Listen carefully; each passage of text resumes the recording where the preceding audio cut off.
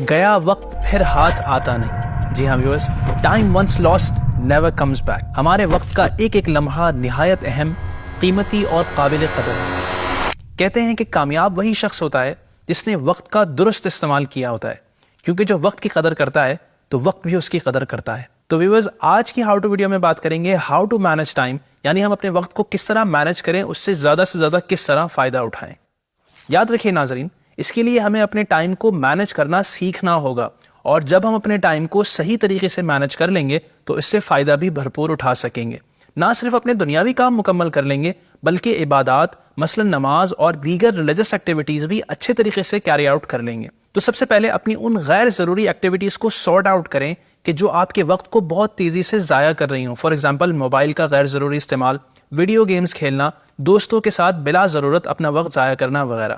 جب آپ ان useless activities کو اپنے روٹین سے نکال دیں گے تو آپ دیکھیں گے کہ آپ کے پاس بہت سارا وقت ہے جسے یوٹیلائز کرتے ہوئے آپ لائف میں بہت سی کامیابیاں سمیٹ سکتے ہیں. اب اپنے پاس اویلیبل ٹائم کو دیکھتے ہوئے اپنا ڈیلی روٹین شیڈیول تیار کر لیں.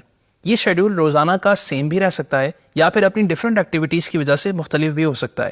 اس صورت میں پورے ویک کا شیڈیول ایک ساتھ بھی تیار کر سکتے ہیں. شیڈیول میں سب سے امپورٹنٹ چیز یہ ہے کہ نمازوں کے اوقات میں صرف نماز ہی رکھیں اور ساتھ ہی تلاوت قرآن بھی شامل کر لیں. شیڈیول بناتے وقت اس بات کا خاص خیال رکھیں کہ اپنے MITs یعنی موسٹ امپورٹنٹ ٹاسکس کو مارننگ ٹائم میں سیٹ کریں، کیونکہ پہلی بات تو یہ کہ مارننگ کے وقت بندہ تر و تازہ ہوتا ہے، فریش ہوتا ہے، تو وہ اپنے جو بڑے ٹاسکس ہیں ان کو اسموتھلی کر لیتا ہے. اور دوسرا یہ کہ جب بڑا اور اہم ٹاسک ہو جائے گا تو دن بھر کے تمام کاموں کے لیے ایک طرح سے حوصلہ مل جاتا ہے اور بندہ دن بھر کے باقی تمام کام بھی بآسانی مکمل کر لیتا ہے.